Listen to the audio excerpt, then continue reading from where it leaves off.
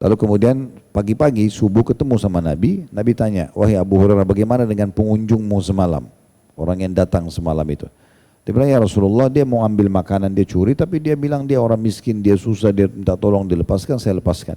Kata Nabi SAW, dia telah berdusta. Dia akan kembali lagi besok malam. Atau malam nanti, gitu kan. Maka betul malamnya ditangkap lagi sama Abu Hurairah. Dia mohon-mohon lagi, dilepaskan lagi yang kedua kali. Besok pagi lagi Nabi SAW tanya, bagaimana dengan tamumu semalam? Dia bilang, ya Rasulullah dia begini dan begitu. Kata Nabi, dia bohong, dia akan kembali lagi di malam yang ketiga. Nanti balik lagi, Abu Hurairah tangkap dan Abu Hurairah mengatakan, demi Allah saya akan bawa kau ke Nabi SAW. Tidak ada lagi toleransi sekarang. Terus dia bilang, orang itu bilang, mau nggak saya ajarkan kepada kamu satu ayat dalam Al-Quran, kalau kau membacanya sebelum tidur maka kau akan dijaga oleh Allah dari syaitan sampai pagi hari. Kata Abu Hurairah, baiklah. Apa itu? Dia bilang ayat kursi. Maka Abu Hurairah lepaskan. Waktu datang pagi-pagi ke Nabi, Nabi tanya bagaimana? Dia bilang begini ya Rasulullah. Kata Nabi SAW, dia benar dengan ayat kursi, tapi dia berdusta, dia adalah syaitan. Dia adalah syaitan, menjelma untuk mengambil makanan pada saat itu. Tapi ayat kursi memang ada banyak hadis yang lain menjelaskan, kalau dibaca sebelum tidur akan selamat dari gangguan syaitan sampai pagi. Gitu kan? Ini diantaranya. Kita tahu juga kita disuruh baca di zikir pagi petang ya. Dan Bapak Ibu jangan pelit-pelit ya. Bedain mana zikir pagi, petang, mana zikir habis sholat. Hadis tadi yang kita baca ini adalah membaca ayat kursi habis sholat. Nah berarti kalau sudah selesai zikir sholat semua, kita mau masuk di zikir pagi kalau habis subuh, atau mau masuk ke zikir sore habis asar, baca lagi ayat kursinya. Emang diulangin gitu ya. Karena ini dua zikir yang berbeda. Tapi diulangi ayat kursi tersebut. Ya. Dan betapa dahsyatnya orang kalau membaca di saat dia meruqyah, mengobati dirinya, mengobati orang lain, itu baca ayat kursi. Semua peruqyah pasti akan memulai dengan membaca ayat kursi. Karena ini ajaran Nabi alaihi salatu wassalam dalam mengobati segala gangguan-gangguan syaitan. Jadi memang kedudukannya sangat tinggi satu ayat ini. Ya. Satu ayat dalam Al-Quran. Dari hadits ini kita ambil pelajaran bahwasanya pentingnya untuk menjaga ayat kursi, menghafalnya, memahami maknanya gitu ya. Dan makna ayat kursi, ayat adalah tanda-tanda kebesaran Allah, kursi adalah kalau dalam bahasa Arab itu tempat pijakan kaki raja di singgasana. Itu namanya kursi. Ya. Di atasnya pijakan kaki itu biasa kalau di singgasana ada singgasananya. Kalau raja biasa mau naik ke kursi duduk, maka dia injak satu pijakan, nah kemudian baru naik ke singgasananya. Nah itu pijakan itu namanya kursi dalam bahasa Arab. Allah menggambarkan tentang arsy-nya, singgasananya Allah itu ada kursinya. Kita tidak usah bayangkan itu seperti makhluk ya, karena memang ciptaan Allah yang paling besar, umumnya ulama mengatakan adalah arsy, makhluknya Allah SWT. Nah untuk menggambarkan besarnya arsy itu, sudah cukup dengan satu ayat kursi.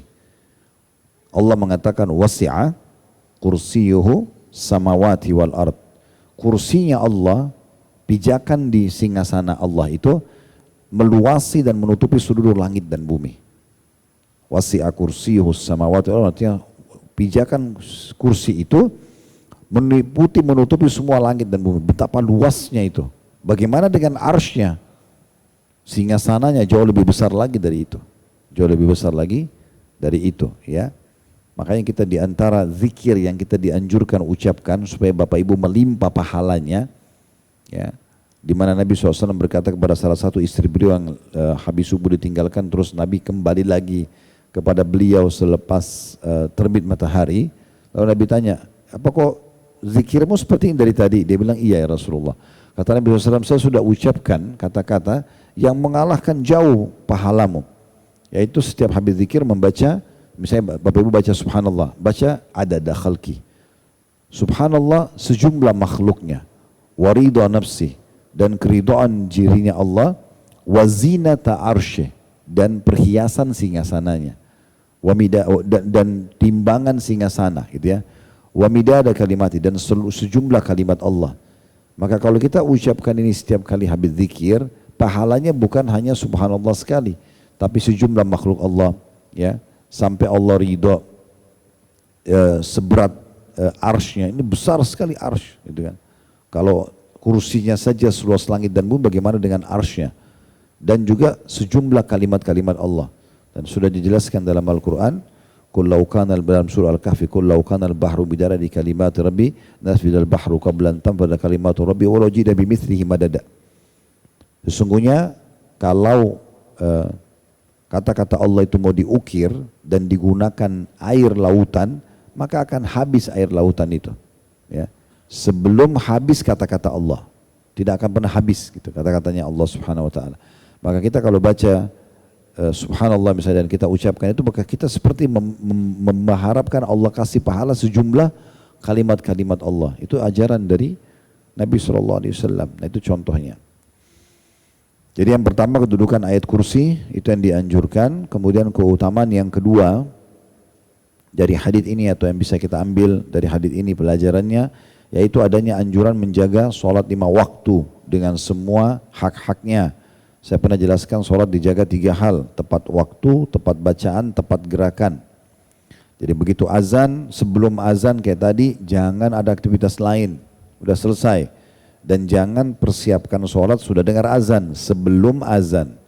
Wudunya sebelum azan, ibu-ibu sudah siapin mukena sebelum azan, 5 menit 10, jadi pas azan sudah bisa jawab azan, kemudian bisa sholat qobliyah, bisa doa di antara azan dan iqamah yang mustajab.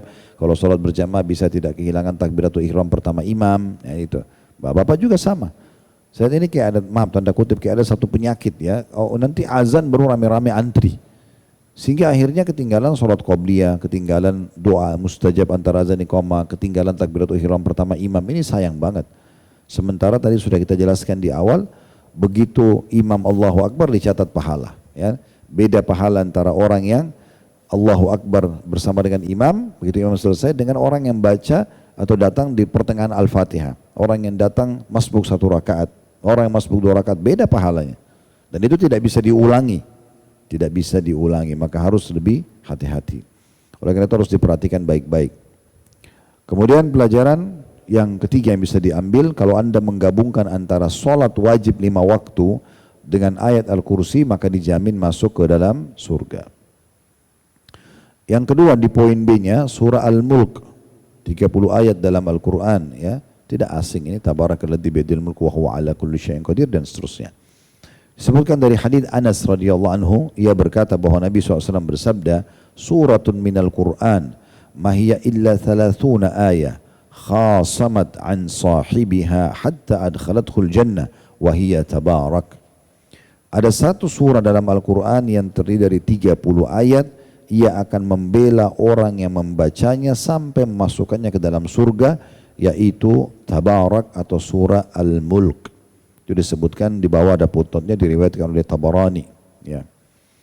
Ayat ini atau hadits ini ya, dikuatkan juga dengan riwayat yang setelahnya. At-Tirmidzi meriwayatkan pula dari Abu Hurairah radhiyallahu anhu dalam redaksinya atau dengan redaksi, kata Nabi SAW, suratun minal Qur'ani 30 ayatan syafa'at li rajulin hatta ghufira lah wa hiya suratu tabarakalladzi biyadihil mulk.